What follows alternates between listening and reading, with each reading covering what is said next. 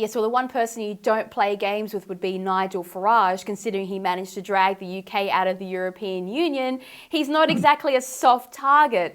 But would you classify banking as a form of human rights, sort of like access to water, energy, and a phone line? Well, in the sort of culture we live in, it is a human right because you can't really fund, as Nigel said. I mean, it's very, you become a non-person if you don't have a bank account. It's very difficult to do anything from buying a cup of coffee to, paying your mortgage or whatever it is. All sorts of things are really difficult. It's becoming harder, as we've noticed, it's harder and harder to use cash now.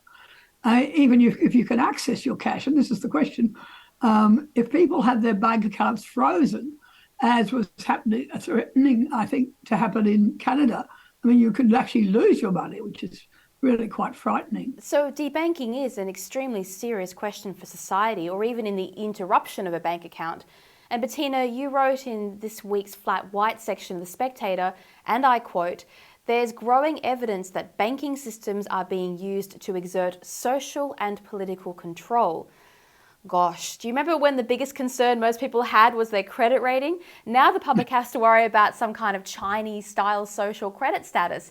This isn't a good way for the banking to go, is it? And we're going to talk about what's happening in Australia, but generally speaking, should banks be playing politics?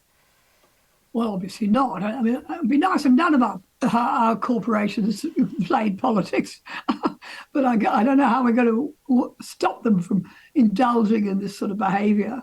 And this is really just a latest example of big corporations hopping on board something for all sorts of political or social reasons, getting involved in social engineering of various sorts. And I think it's a really frightening development.